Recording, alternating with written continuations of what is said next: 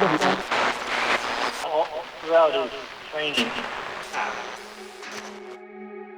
Now, if you can't get enough real-life paranormal stories, I've got another podcast you're going to want to add to your rotation. It's called Tell Me Your Ghost Story.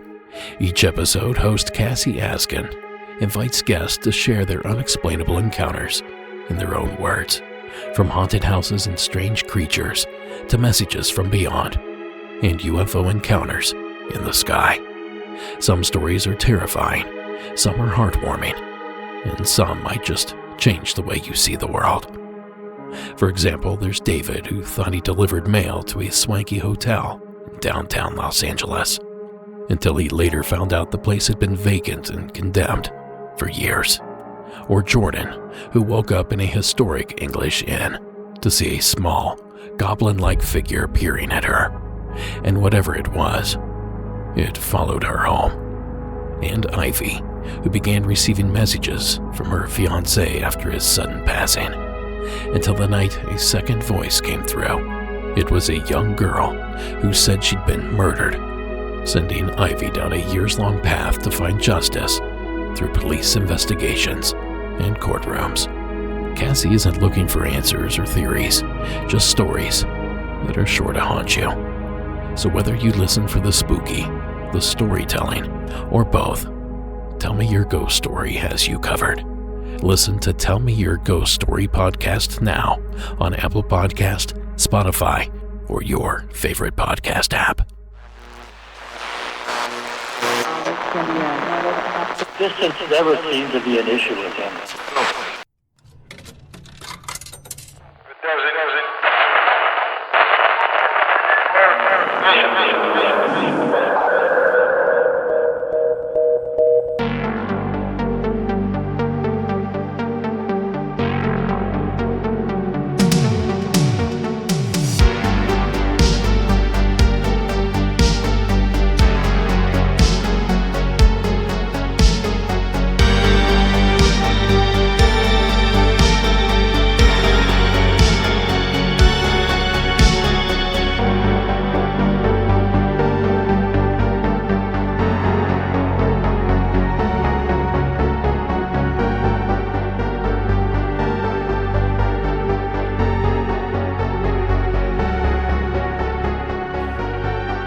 Good evening and welcome to Monsters Among Us. I'm your guide, Derek Hayes. You can feel it in the air, can't you, folks? Halloween is right around the corner. We have something special cooking for you next week. But we have this week's slate of episodes to tend with first. And while they're not quote-unquote special episodes, they are full of special calls. And tonight's episode in particular puts a certain state in the spotlight. A state that's apparently full of all sorts of wild activity, which is fitting because it's one of the most geographically diverse states in our union, with volcanoes, mountains, lakes, rainforests, high deserts, lush forests, arid shrublands, and a coastline that could rival all others. And this state is also home to the deepest lake in the United States. And it's also home to the largest living organism on Earth, a 2,500-year-old mushroom specimen that covers 3.5 square miles and weighs close to 35,000 tons. A specimen aptly nicknamed the humongous fungus. Now, if those clues didn't help you, I'll spill the beans right now. Tonight we're discussing the Beaver State, the Webfoot State, the Pacific Wonderland, and the 33rd state of the Union, Oregon. And we kick things off here tonight with a bit of a premonition. Please welcome Vinny to the program. Hey there, Derek. My name is Vinny. I'm out here in Portland, Oregon. So here goes. I was at my day job. I'm busy with my work. I'm a lab technician at a dental laboratory. I'm sitting there working and I'm focused on my job. Like I'm working with tools. I'm looking at, these models of impressions and working with that stuff. So I'm locked in. I'm not thinking of anything else and just this is what I'm seeing. And all of a sudden I start seeing like flashes of images. I start seeing, my aunt's family members. They're not my family, so it's just family of family. I see her brother. He's sad. He looks like he'd been crying. He's emotional looking. He's looking down. I start seeing more flashes of other family members of my aunts. And they're also, sad and shooken up. As the images keep coming of all these different people, I start to realize, oh man, something happened. Like something happened to them. And I see my aunt as well, and she's in the mix of all these people, and they're all trying to, console each other and take care of each other. I realize, oh man, their mom died. Like their mom just passed away. And in that moment, I snap out of it. I'm back to reality, and I'm working again with the stuff. It's just a weird, like, what the heck? Why did I think of that stuff? Huh? I kind of shake it off, and I go back to work, listening to my music, and, try to carry on with my day and just shake it off. And maybe about 2.5 hours pass there at work, and I get a text, and it's my sister Nina. She asked me, hey, Vince, did you hear about Dia's mom? And I reply back, no, which Dia? And she says, Dia so-and-so. And like there at work, I let out a what? Because I knew, like, I just thought of this stuff, a couple hours back. So I text my sister back, telling her the images that I see, the flashes of, her family crying and everything. And she responds back with her text of like, what? That's crazy. What the? Just a strange, sad, and neat feeling all at once. Not really able to explain it, but just neat. I don't know. Kind of a neat thing. Thanks, everybody. Keep them coming. Take care. Bye. Thank you, Vinny. That is incredible. And I always wonder how these visions present themselves. Are they seen with the naked eye, the mind's eye, or the experiencer's imagination? Or are they somehow transported to these places where they see the action firsthand? Somewhat like a scene from the Christmas Carol with Ebenezer Scrooge. But I've always imagined it like remembering a scene from your favorite movie. You know it like the back of your hand, so you can sort of see it and hear it in your imagination. I wonder how close I am. Well, regardless, we appreciate the call, Vinny. And I think it goes without saying, but I'm gonna say it anyway. If you get any vision about me or any of the crew, be sure to let us know right away. And thank you again for making the call. Now here with another quick entry is Kat, from nowhere else but the state of Oregon. Hi, my name is Kat. I'm from a small town in Oregon. I just wanted to call in something really quick that literally just happened. I've been just sitting in my living room, actually listening to the podcast while playing on my computer, and I just looked and saw that our big rocking chair had somehow gotten pushed back up against the hallway, which I know it wasn't like that when I came out because there's no way I could have missed it. It was blocking the hallway from my bedroom to the living room. I'm the only one awake in my house, and it's, one of those big leather rocking chairs. I think it had like a massage function in it at some point, so it's heavy. There's no way either of our pets could have moved it, and I definitely didn't move it, and it definitely wasn't like that when I came out here. So, yeah, I'm just a little bit freaked out by that. I don't know how it could have happened. So, have a good day. I love the podcast. Bye. Thank you, Kat. How fun for us that you had an experience like this while listening to the show. I say for us because I doubt you had as much fun experiencing the moving chair as we did hearing about it. But I guess that's how these spooky stories go. They're always a little bit better secondhand. It allows you to keep your distance. But be sure to keep an eye on that chair, Kat. and let us know if it happens again. Alright gang, let's get this first ad break out of the way, and I'll be right back with all kinds of strangeness from the Pacific Northwest, right after this.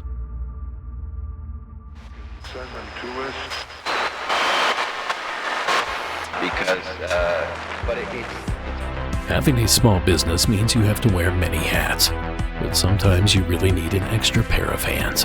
However, finding the right person to hire can be a part-time job in itself, and when you're already pressed for time, it can be downright daunting. That's where Upwork comes in. Upwork has more than 2 decades of experience with a simple and ambitious goal: to pioneer a better way of working. Companies at every stage turn to Upwork to get things done and to find more flexibility in the way they staff projects. Upwork allows you to access a global marketplace filled with top talent in IT, web development, design, admin support, marketing, and more. Posting a job on Upwork is easy. There's no cost to join. You can register, browse freelancer profiles, draft a job post, or even book a consultation. From there, you can hire the right freelancers for the task at hand. Upwork makes the entire process easier and more affordable with industry-low fees. Post a job today and hire tomorrow with Upwork. Visit Upwork right now to post your job for free. That's Upwork.com to post your job for free and connect with top talent ready to help your business grow. That's UPWORK.com. Upwork.com. It's the attitude of a disposable.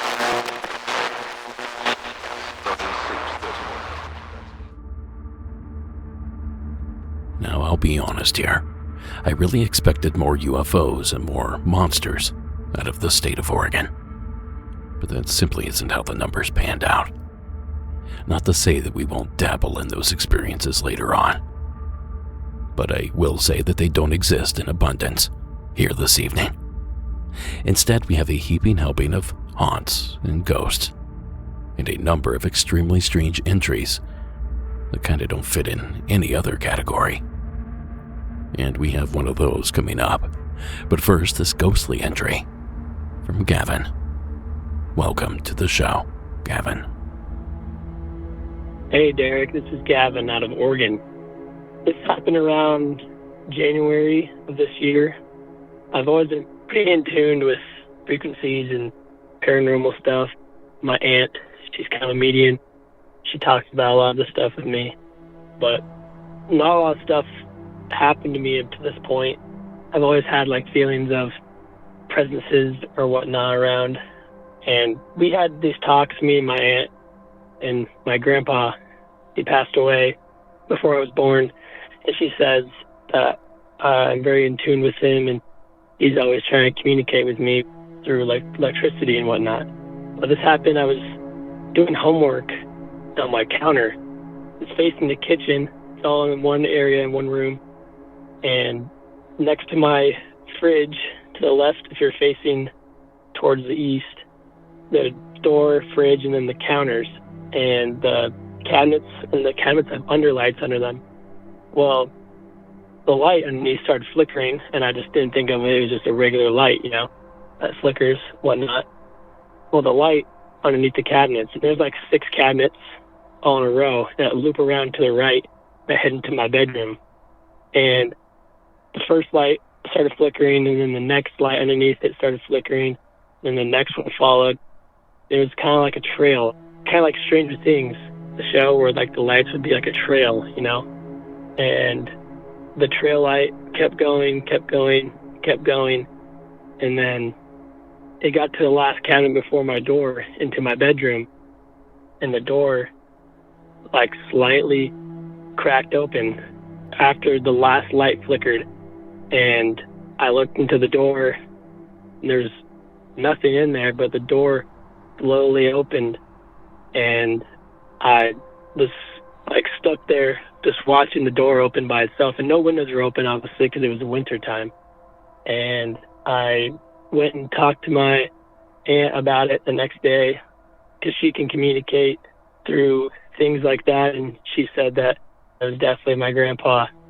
reaching out to me, letting me know that he was in my presence that night, and he was in my bedroom. He was walking through the kitchen and my bedroom.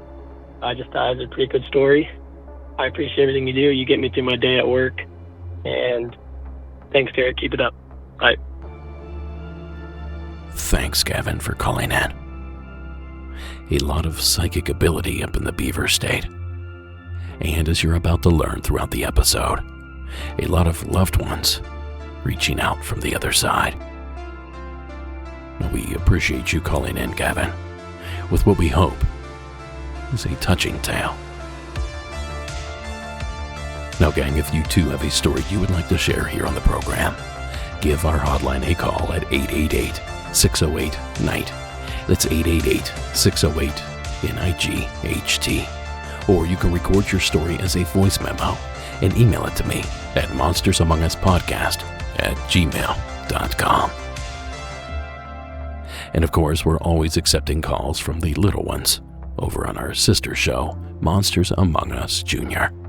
The number over there is 833-MAU-KIDS.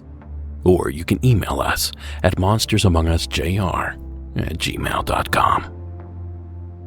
Now for one of those weirder entries that I was telling you about. Please welcome one of many anonymous callers here this evening. Hello, Derek. I just want to remain anonymous for this one. This story takes place in Tigard, Oregon, about 15 or so years ago. I was living in an apartment called Maple Tree Apartments with my ex. We were together at the time, and a roommate and his girlfriend. Now, our apartment was on the top floor, and in the middle of the early morning, I want to say maybe about 4 or 5 in the morning, I was awoken by just pounding all over the walls. Maybe it felt like it was inside my head, but there was just pounding everywhere. And my ex was still sleeping. I thought maybe it was a dream. I started, trying to wake myself up, but it wasn't. It was just pounding. And it kept going for a couple minutes. And when it stopped, there was this metal pipe dragging sound. And then I fell back asleep after it all stopped. Then when I woke up, I rolled over and asked my ex, like, hey, did you hear anything last night in the morning? Any pounding? And she didn't. So when I told her about it, she was like, well, maybe the maintenance guy was doing some work, because we had an on-site maintenance guy. And I was like, okay. I love the paranormal and everything, so I was hoping it was a ghost story, but let's just work through it. So we go downstairs, talk to the landlord who was on site, and I asked her, hey, was there a maintenance guy working? I heard some pounding, some metal scraping. She was like, well, let's go give him a call. So she called him down, and he's like, no. But she does tell us that it's haunted, that there is a colonial cemetery called the Sunset Pioneer Cemetery, I believe, off Canterbury Road. And it was in walking distance from our apartment. And we're like, okay, it's cool. Guess we have ghosts here. So afterwards, my ex decides to, go take some pictures of the cemetery. I leave for work. I come back from work and she lets me know that her camera died. After a couple pictures, it died. Full battery dead. We put a new battery in it, it didn't work anymore. Then we move out of the apartment complex a couple years later, find out that the city is deciding to do work on it. Build a new apartment complex, move headstones, stir up some trouble with the ghosts. Awesome podcast. Hope you can use this. Have a good one. Thank you, caller. The girlfriend had a good point. A maintenance man working somewhere in the building is an excellent guess. But who would have thought making that suggestion would lead to some stories about real ghosts on the premises? But was it ghosts that produced those pounding sounds? Or was it something mundane and explainable, like the girlfriend suggested? Or did the cemetery somehow come into play here? And how much will this activity ramp up once those renovations began? Well, keep us updated if you can, caller. And thank you again for sharing the story. Now, folks, like I said, Oregon is an unusual place. Portland's slogan isn't "Keep Portland Weird" for no good reason. And we've already mentioned that it was home to the deepest lake in the U.S., Crater Lake, and home to the largest organism.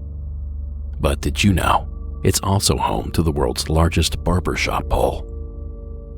It's over in Forest Grove. Or that Oregon and New Jersey are the only states in the country where you're not allowed to pump your own gas. I told you, Oregon is an unusual place. And here with even more evidence is our next caller. Please welcome Nick to the program. Hey Derek, this is Nick from Portland, Oregon. So when I was a kid, my mom got the bright idea to paint one of my walls chalkboard paint so I could just draw whatever I wanted with chalk on my walls. It was like a fun thing. But one night, during the Slender Man craze, we were playing Slender. One of my friends drew Slender Man on the wall. On this wall, there was a reflective light switch. And my friend drew Slender Man around that light switch. And one night, I woke up in the middle of the night, probably in middle school, and I swear I saw the Slender Man where that outline was. But the weird thing is, there was a reflected light switch on the wall, and this Slender Man was blocking that. I remember just waking up, seeing that, and it was completely blocking a reflective light switch. Maybe sleep paralysis, maybe just imagination. Who knows? But yeah, thank you. Have a good night. Thank you, Nick. Now, I usually don't share Slender Man stories here on the program. Not that we even get that many of them. But I don't share because I know 100% that Slender Man is a fictional character. The creature was created back in 2009 by an artist named Eric Knudsen. It's well documented at this point. And I only make an exception here tonight because this story made me think of the ancient practice of tulpa meditation. A tulpa is a concept that originated in Tibetan Buddhism, where it refers to a thought form or a being or object created through deep mental focus, meditation, and intention. In that spiritual context, a tulpa is said to take on a kind of independent existence, separate from the mind that created it. So an imaginary friend come to life, figuratively, and apparently sometimes literally. Now, there are tons of videos and websites dedicated to this practice, and I'll let you do your own digging on that. But given that the creature that was conjured was fictional, that practice quickly came to mind. Or maybe Nick here had a wild imagination as a child. I know I certainly did. Either way, thank you again, Nick, for making the call. And thank you for sticking around through this next ad break.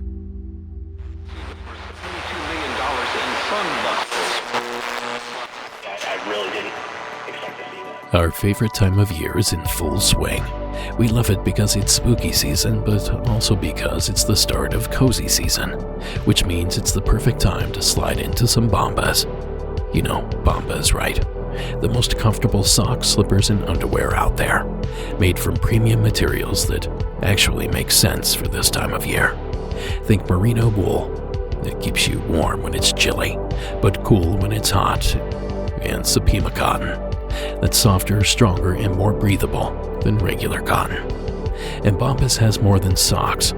I love their comfy slippers and waterproof slides, and both make awesome gifts as well if you're already thinking about holiday shopping. Now, best of all, for every item you buy, Bombas donates one to someone facing homelessness, which makes me feel great about my choice to shop at Bombas. For me, the quality of Bombas really stands out from the rest.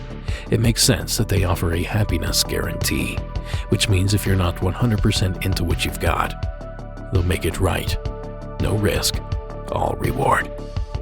Now head on over to bombas.com/MAU and use code MAU for 20% off your first purchase. That's bombas.com/MAU and use code MAU at checkout. bombas.com/MAU and use code MAU. And I'm sure tonight you're going to probably need...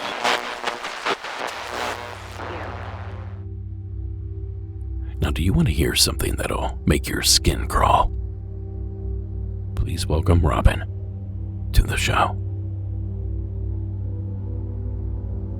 Hey, Derek. This is Robin in Eugene, Oregon. Big fan, Patreon supporter, and I am an artist and was setting up my booth for a holiday market sale in town at a big event center, so a place that has lots of people coming and going in various activities. It was like 8 o'clock in the morning, and the event didn't actually open till 10, but I had to get there and set up my booth, and there weren't a lot of people there because most people were kind of already set up and were going to show up later, closer to the time that it opened. And I think I maybe saw 3 people in the whole place. There were some security folks. Anyway, no one near me by any means. And I was reaching to start displaying some of my things. So my arms were up and I was concentrating and kind of tuning things out. And say 4 to 6 inches from my left ear, I hear, "Robin," in a man's voice. Oh my God, I just got chills. It was not a voice I recognized, and I jumped and spun around because I'm kind of jumpy, and like if there were a physical person there, I would have jumped. Either way, I would have jumped, but there was no one there, no one nearby. So I let out a couple of explicitives and kind of looked around to see if anyone was looking at me cursing. But it was very freaky. And I know lots and lots of people have had this type of experience. I just never have. And it's kind of spine tingling. It'll freak you out if it happens to you. So if you want it to happen to you, I hope it does. But it was kind of freaky. All right, take care. Bye. Thanks, Robin. This would be unsettling if she turned around and there was a human there. Something about that does induce shivers. But to turn around to see nothing, that might possibly be worse. And I'd like to tell you that it was some rare form of exploding head syndrome that only applies to those that are wide awake. But unfortunately, I don't know any of that to be true. So I'll just tell you that it's real creepy stuff, Robin. And it's hard to blame you for being jumpy after all that. Thank you again for making the phone call. Now, folks, I only have one story here tonight that can even sort of remotely be labeled a UFO call. And guess what? It's up next. So I'd better get these facts out of the way real quick.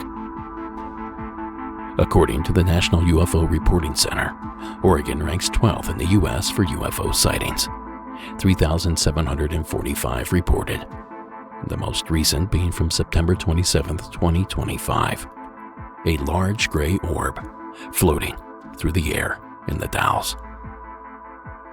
Now, if you're interested, here are the top 10 cities in the state of Oregon in regards to UFO sightings. Tied at number 9 is Gresham and Hillsborough. Number 8 is Albany. Number 7 is Springfield. Number 6 is Medford. Number 5 is Bend. Number 4 is Beaverton. Number 3 is Eugene. Number 2 is Salem. And coming in at number 1, surprising absolutely no one, is the city of Portland, with 613 sightings. Now, per usual, it's not hard to notice that this list also reads like the list of most populated cities in Oregon. And that's probably not a coincidence. But now that we're armed with this knowledge, please welcome Lacey to the program. Hi, Derek. My name is Lacey, calling from Portland, Oregon. I am giving you guys a call because I haven't really heard a story like mine on your show yet. But what I'm going to tell you is two separate sightings that kind of light up, I think. I experienced both of these sightings with my boyfriend at the time. But the first one is with my boyfriend at about 3 in the morning. This is probably in 2010. And we were staying up. And granted, we were partaking in some fun substances, but nothing we weren't familiar with. Additionally, I would say that you don't hallucinate with these substances, and you certainly don't hallucinate the same thing as someone else. So anyway, we were looking out of my bedroom window towards the hills. I live in North Portland by a very famous bridge, and at the deck level of the bridge, a white light emanated out of seemingly nowhere and continued to grow in size. I would say that it was maybe 30 to 40 feet across, and it emanated over the course of 30 seconds. And we both watched it, and then it just disappeared. It was a surprisingly quiet night, so we saw no one out and about, but just a few minutes later, we did happen to see a fire truck go across the bridge, kind of towards the light, but over it, with its lights on, but its sirens off. And then we tracked it across the bridge, and it did not go anywhere near the light. It went on down the highway in a different direction. So that was pretty interesting. And then about 30 minutes later, so this is about 3:30, just after in the morning, still same day, we saw the same thing happen. And it took a little less time. I want to say it was about, 15, 20 seconds to do approximately the same thing. And that was it. And it was just so interesting. It didn't make any sound. The weather was a very clear night. We went the next day to look at the spot. It was over a river. Absolutely nothing there that we can think of. There is a lot of industry on the river, but if it was fire, it would have been orange at maybe some point, And this was white the entire time. Fast forward to the next year, and that summer I'm with that same boyfriend, and together we also see a triangle ship fly over us with our other two friends while we're sitting in a hot spring on the bed of the Newberry caldera. And so I say these together because I think it's interesting that I saw it with this one person twice. This triangle ship was very low, I would say 100 feet in the air, traveling very slow, soundless. There was no sound. I remember having a very kind of panic response to the point where I kind of felt like I froze. I think that was my sensation that I had. I don't know if something else happened, but that's what I felt. All of our friends and us were just in awe and stunned. And we watched this triangle ship fly over, and there were seemingly red, white, and green lights on each side of the triangle. It seemed like it came straight up out of the mountain on the far end of the lake, went straight up, and then flew directly over us. Just pretty interesting stuff. Love your guys' show. You take care, and cheers.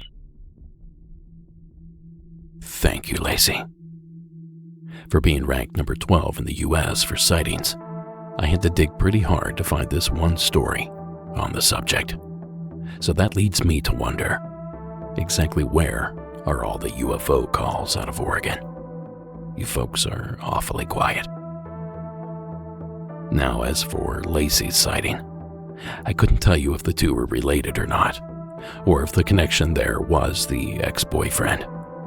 But I can tell you that I've heard dozens, if not hundreds, of other stories, just like Lacey's, describing a triangle craft hovering in the air. And when you hear something that many times, you start to believe in it. So I believe you, Lacey. I just don't know what they are. But we thank you, Lacey, for calling in to share your unique perspective. Now, folks, the holidays are right around the corner, so why don't you visit our merch shop, your one-stop shop for that MAU lover in your life, or get yourself the gift that you know no one else is going to give you. Just visit our website at monstersamonguspodcast.com and click on the shop tab. All proceeds go directly back into the show, helping us stay afloat and helping us continue to grow. Again, that's monstersamonguspodcast.com and click that shop tab. My mom is in Ohio standing by, ready to ship something to you. Now, speaking of family, I'd mentioned earlier that there seems to be a lot of ghostly loved ones in the state of Oregon, and I meant it. And here is yet another example of this phenomenon, this time from Eric, out of you-know-where. Hi, Derek. This is Eric calling from Oregon. Yeah, I've been listening to your podcast for a long time, and I was talking about it with my mom. She's not like a paranormal nut or anything like that. She's actually not super into this type of stuff publicly, but I can kind of get her talking about it. Yeah, I was just kind of talking about your show. I was kind of sharing various stories, UFOs and ghosts and stuff, and, you know, the normal fare for your show. And I was like, yeah, I heard this crazy story about these experiences that were happening with people who were near death. And she was like, oh, yeah, I had something pretty crazy happen with my mom right before she died. And I never knew her parents. They both died in the early 80s, and I wasn't born until 87, so I never knew them. And I don't really know much about them. My mom didn't really talk about them very much growing up. They both died of cancer, like, very suddenly, right before my parents got married. And it just wasn't something we ever talked about, really, in our house. Yeah, so in the early 80s, you know, my grandpa, my mom's dad, passed away. Like, his health started declining really quickly from cancer, and he died pretty suddenly, and it was obviously very traumatic. And they were all kind of living in the same house. You know, my dad at the time, who was just dating my mom, and my mom's brother, and both of their parents, you know, they're all living in the same house. And he had died, and it was really sudden. And not too long after that, like within a few months, my grandma, my mom's mom, started getting sick. She had gotten diagnosed with cancer as well, and she was getting worse pretty quickly. And towards the end of her life, within the last few weeks and months, like, my mom was staying in the same house as her, obviously, and like kind of helping. And she told me she was like in the kitchen, and the kitchen was very close to the family room where they had the TV and stuff. And my grandma, my mom's mom, is watching TV, and my mom's like hearing her talk. She's kind of like, not like angry, but kind of like, you know, just, I don't know, you know, kind of mumbling like, oh, what do you know, type of stuff like that. And she kind of like had thought, she's like, boy, that's like the way that like she used to talk to her husband, you know, her dad, when they were kind of like bickering like old married couples do. And she comes in, she's like, Mom, who are you talking to? And she's like, oh, it's just your dad. He's saying it's not my time to go yet. And she was like, what? She's like, yeah, your dad won't leave me alone. He's over there. He's saying, get out of my chair. Because she was sitting in the chair that my grandpa always sat in when he was alive, I guess. And my mom kind of was like, oh, okay, that's kind of freaking me out. It's a little too much for me. And she kind of went back to what she was doing. And another time, like a few days later, you know, she could hear my grandma doing that again, saying she's talking to her husband, who's dead. And my mom was like, this is getting weird. But my mom was like, you know, going through a lot at the time and was planning her own wedding at the time. And she just had a lot going on. I don't think she really wanted to like poke and prod too much, because it was just like a lot to start being like, okay, my mom is now talking to her deceased husband. So she kind of just let it lie. And my mom said, like, this is about a month later from these two instances, and she's like really sick. Like, she can't get out of bed. You know, they're bringing her food in. Like, her doctors are kind of like, you know, it could be any moment now that she could go. They had a TV in there for her, and, you know, various people would go in and sit with her. And she's like really not really very there mentally for a lot of this period of time. And she doesn't really say much, can't really move much. And my mom said they were watching the 700 Club, because I guess my grandma really liked the 700 Club. You know, it's the middle of the day, and she's kind of just looking off into space, and she's like, oh, look at all the kids. Look at all the kids. Look at the children. And she has this like smile almost on her face. And my mom's like, what is she talking about? Because she's like looking at the TV program, and like there's no kids on the TV. Like there was no kids in the room. There's no kids in the house. They're on a second story bedroom. So there's like, she couldn't like see down to the street and see kids or something. And she's just kind of like, oh, look at all the kids. And then she says, oh, it's so beautiful. It's so beautiful. My mom is like, what are you talking about? And she won't like respond to my mom really. And my mom looks outside, and it's like the weather's like cold and gray. Like it's not a nice day outside. And the TV is just them interviewing somebody on a stage. There's nothing like beautiful about this situation. My mom was like, this is not the type of situation your grandma would be like, oh, it's so beautiful. But she was just totally in the state of bliss. And she's just like, look at the kids, look at the children. It's so beautiful. Oh, it's so beautiful. And my mom was basically like, okay, I'm out of here. This is something else going on. And my grandma passed away like 2 hours later. They called the paramedics, and they came and picked her up to the hospital, and she was dead at the hospital, basically. My mom was just like, she was not there. She was just gone.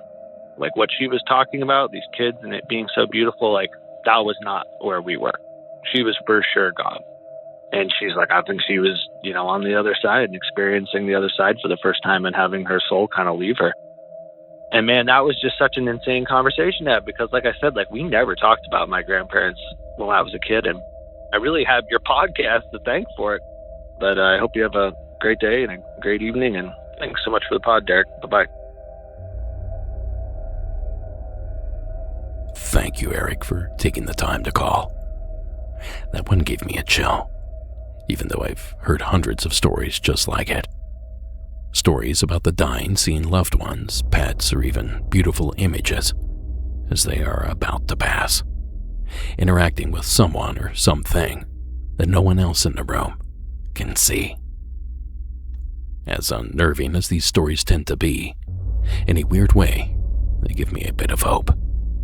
Hope that when I finally croak, there might be people waiting for me on the other side. So thank you again, Eric, for sharing the story. And I hope you continue to learn more about your grandparents. And of course, if you learn anything spooky, you know how to reach us. Over the last many months. The 3 right-hand lanes shut down for bridge repairs. He settled down, and it didn't take him. Well, I promised weirdness, and I have all kinds of it to disperse, even still. Like this entry from Lumen. Take it away, Lumen. Hey, my name's Lumen. I'm from Oregon. This story takes place in my hometown down south in the valley, Jervis, Oregon. So this happened actually sometime this year. I don't remember which month it was, but I know it was this year because I was driving my current vehicle when this happened, and I've only had that car for a year. So I live on a 1,200-acre farm. I'm a born and raised farmer, 4th generation. So it's pretty big property. The property has a lot of history behind it. My family is not the only one who's lived there.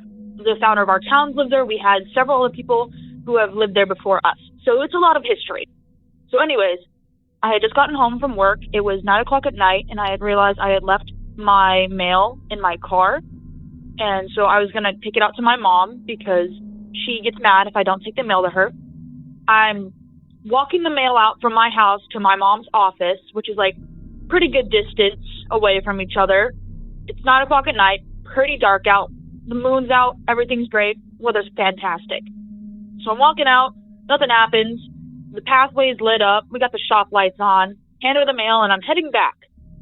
And halfway, I'm almost to my home, 2-minute walk away from the house, I hear a whistle coming from the tree line just a little ways off from me. And it sounds like kind of like what I would do to call my dogs. Now, like I said, it's 9 o'clock. No one is at work. The only one in my mom's office or in that vicinity is my mother. Everyone else in my family is inside. My sisters are inside. My dad is inside. And after I heard the whistle, I hear a woman's voice beckoning me. Like, she whistles and goes, "Come here. Come over here." It did not sound like my mother. I know what my mom sounds like. It was not my siblings. They were in their rooms. They were playing video games. I knew where they were. And I also would have known if my mom hadn't decided to come out and call the dogs, because when she leaves our office, she has to slam that door shut, and you can hear it from our house. So it was not my mom. I have no idea what it was. And of course, me being me, I've had the most paranormal experiences in our family. I stopped in my tracks, looked over to that tree line, and I shouted, "What the?" I booked it home. I don't run, which sounds bad. I don't like running, but I've never ran so fast. I was horrified. I ran in. I checked to make sure my siblings were in the house so they weren't messing with me. Everyone was there. No one was in that tree line. I don't know what happened. For some reason, I think I'm a magnet for paranormal activity, because everywhere I go, I experience things. But I love your podcast. Have a lovely night. Thanks, Lumen. A whistle in the woods. You know, if it weren't for that additional voice, I'd wager a guess that a large hairy creature was behind that whistle. That is Bigfoot country, after all, and that is a trait that those creatures are said to possess. Many have claimed that they whistle back and forth.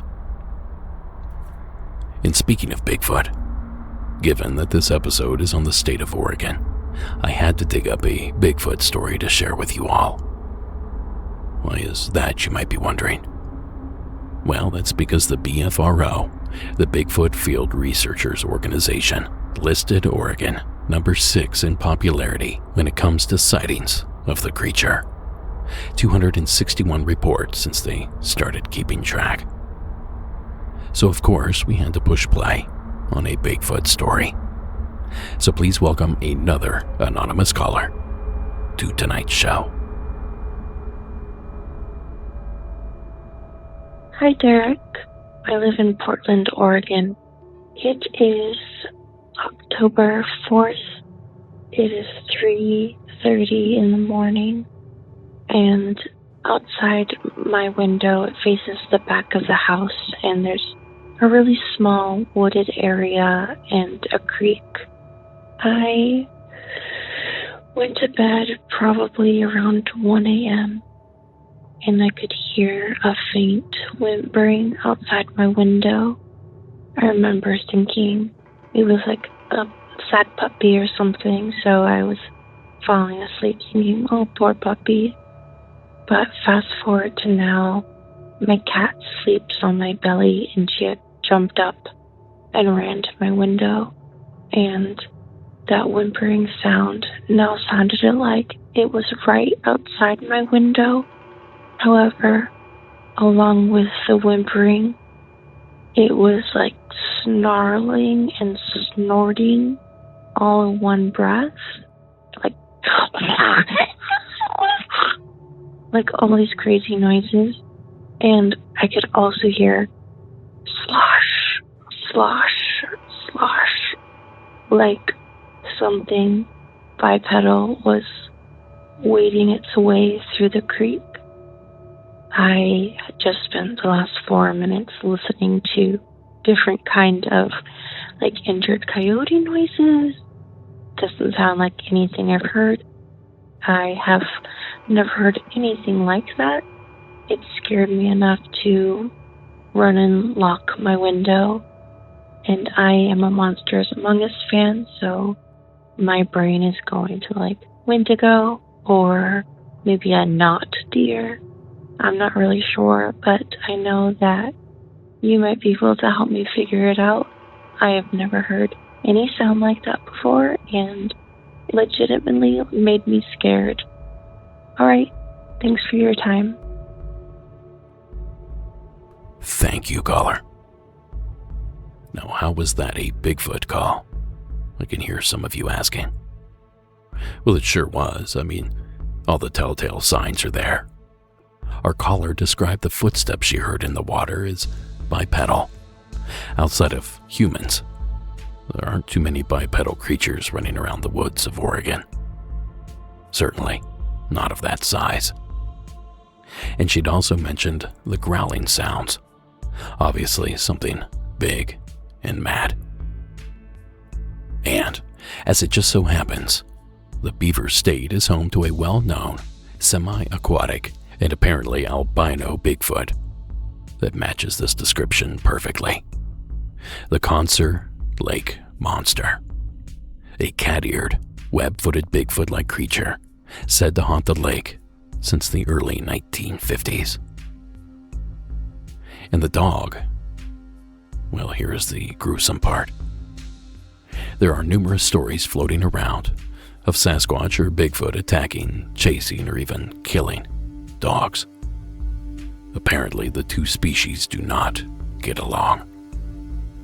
So with all that info in your noggin, let me paint a quick picture of what might have happened that night. There was a dog running from this creature, or perhaps hiding from it outside of her collar's window. Its whimpering gave away its position. The creature then snatched up the dog, growling as it whimpered and whined. The beast, with the dog in tow, then retreats through the water and into the forest. I'll let you fill in the gory details after that. And of course, that's just one scenario. It also could have just been a bunch of trash pandas, just as easily. But whatever it was, caller, you had us on the edge of our seats. And we thank you for the entertaining tale. Now, moving right along, our next presenter is Truvy. Truvy, the mic is all yours. Hello, this is Truvy. I live in LaGrande, Oregon, and right now I work at Domino's as a delivery driver, and this story takes place when I was doing a closing shift. So we closed at 11 p.m. and we got out of the store at like 3 a.m. and it was just me and two other coworkers. Let's say the first coworker is Megan and the second one is Gabriella. And this has to do more with Gabrielle and I. So we get everything done, and it's a really clear night, and we're getting ready to leave the store. So we're turning off the lights, but in the back of the store, we turn the lights back on so we can finish putting stuff in the dish pit that we need to. So I go back and I try to turn on the lights to, put stuff in the dish pit, and the lights aren't working. I then see a shadow figure in the dish pit, and I refuse to go back there. So Gabrielle decides she's gonna go back there, and not only does she go back there, she calls this thing out. Not too long after that, we had a few things slide off a few of the counters. And they didn't just slide. They, flew off the table and made a really loud noise. I was freaking out. And Megan comes back to the back where the office is and everything, and she asks what we just did. And I looked at her and I said, I didn't touch anything. Nothing. Gabrielle didn't touch anything. I simply showed her that we could not turn on the light back here, and that Gabrielle has already called this intuition out. Yeah, so we left the store freaking out. Once we left the store, the light in the back turned on and then turned back off a few seconds later. So, yeah, kind of freaky. And thanks. Bye. Thank you, Truvy. Nothing worse than a ghost at work. It's time to request hazard pay, as I always like to joke. Well, believe it or not, we have more upcoming that just might detail the exact same entity that Truvy just introduced us to. But first, one more quick pause in the action. I'll be right back.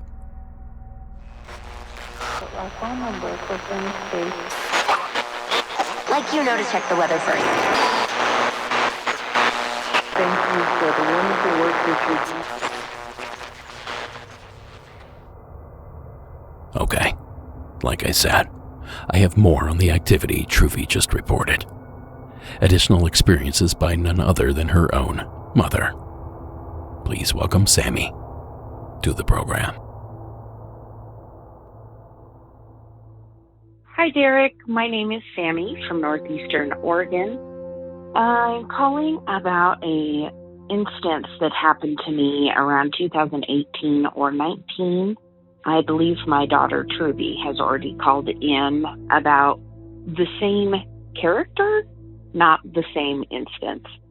So I wake up really early in the morning in my days to slumber. I start the process of the daily grind. So while my eyes are still closed, I walk into the kitchen, start my coffee. Then while that's brewing, I go get dressed.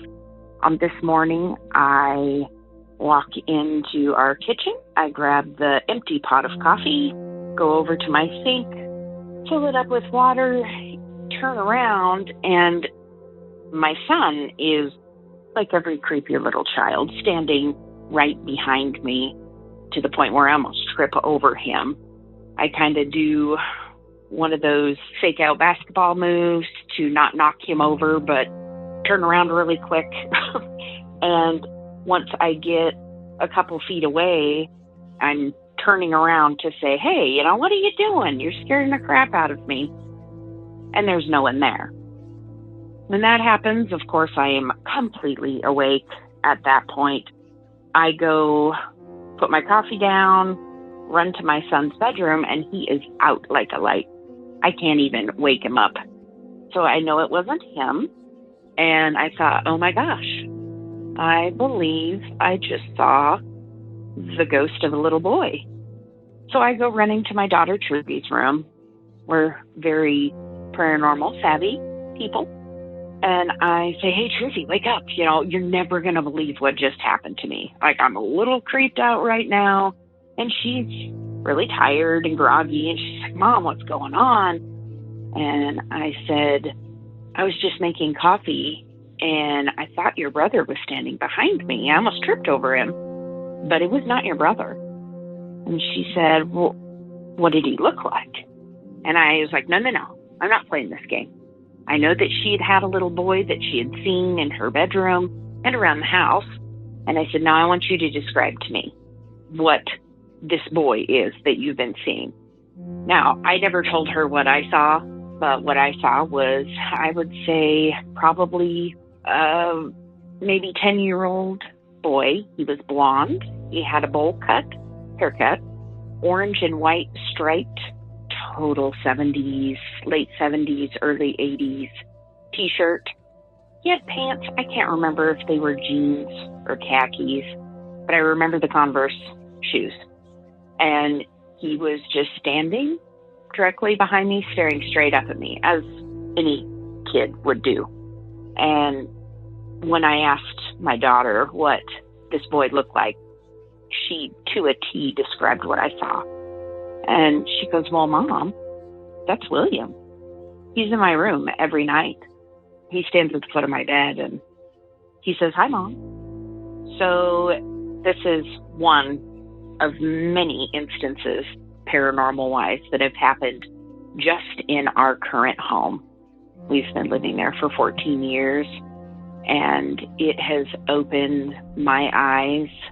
I can't even explain the amount of things that have happened in this home. It is not the home. I will just say that right now.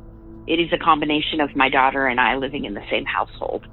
And it has taken many years for me to figure it out. And now that we do know, activity is gone unless I fail to protect my location and where I'm at. But I just wanted to say I love the show. I enjoy it a lot. And thanks for listening. Bye. Thanks, Sammy. Ghostly children One of the creepiest of ghostly infestations. At least in my opinion. And are we assuming that this entity, the little boy, goes with Truvy on her shift at the pizza place every day? Kind of makes me wonder if the ghost should be getting paid as well. But in all seriousness, that is an interesting theory you have there, Sammy. That it's not the home that's causing or harboring the activity, but it's the combined energies of both yourself and your daughter, possibly attracting, if not manifesting it. Not an angle I think I'd ever would have thought of, but I do like how you think. And thank you again, Sammy, for making the phone call. Well, folks, it's the moment we all feared. The final story of the evening. Now, per usual, I'm closing things out here with a bit of a wild one. I won't even tease it. Instead, I'll just say, enjoy this entry from Anonymous in the state of Oregon.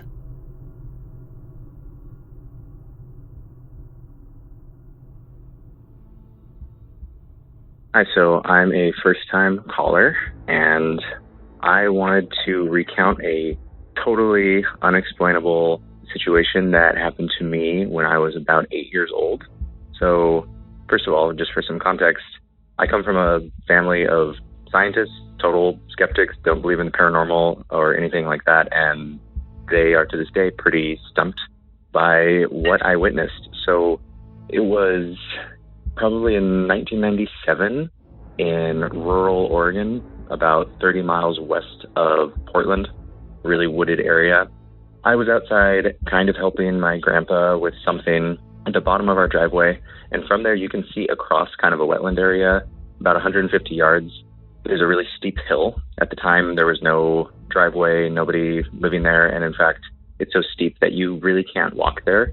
And I was just gazing across, and in this little gap in the trees, all of a sudden, a clear as day figure dressed all in white appeared in an opening in kind of the canopy, like high up in the trees, nowhere that a person could really walk, because we've, inspected that area later and have confirmed that there's no trail there. You can't get up to the gap in the trees that I saw this person.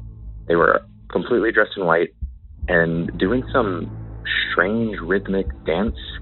And they were, 150 yards away or so, but I was kind of keenly aware that they were looking at me and smiling and very much, I don't know, I felt their gaze. They moved out of the clearing. Another person took their place, and then another, all kind of doing this back and forth, odd little, I would only describe it as a pagan-y kind of dance.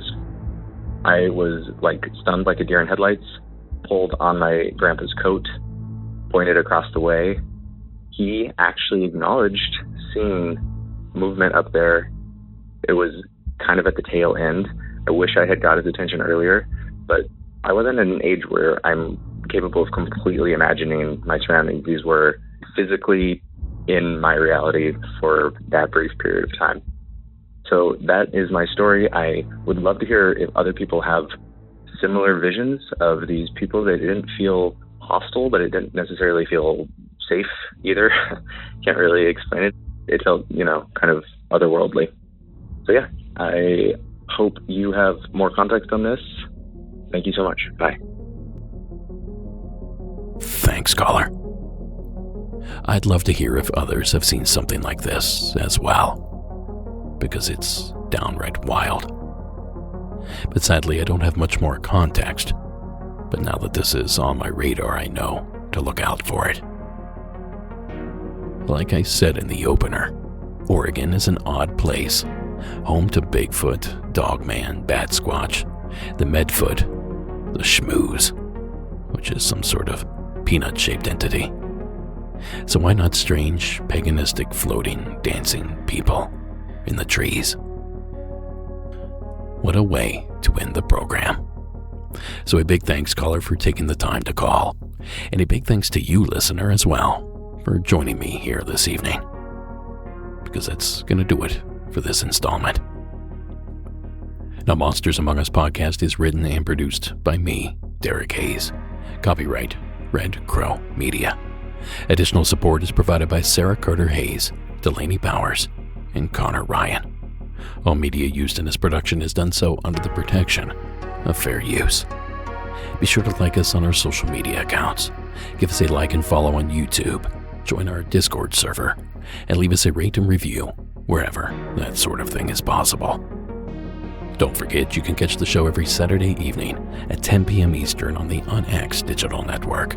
Just visit unxnetwork.com to tune in.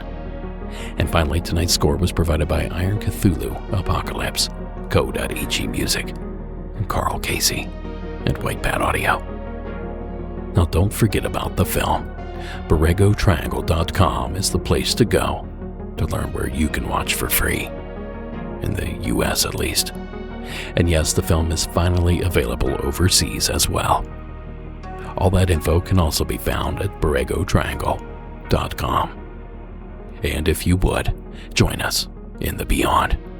Brand new after shows each and every Thursday for only $5 a month, and ad-free content for only $1 a month. Help keep Delaney and Connor employed. Join us in the Beyond today. Or at the very least, check out the free 7-day trial. MonstersAmongUsPodcast.com and click the Patreon tab. All right, everyone. I'll catch you back here on Thursday, but until then, I have a jack-o'-lantern or two to carve. You keep it spooky. And of course, have yourselves a good night.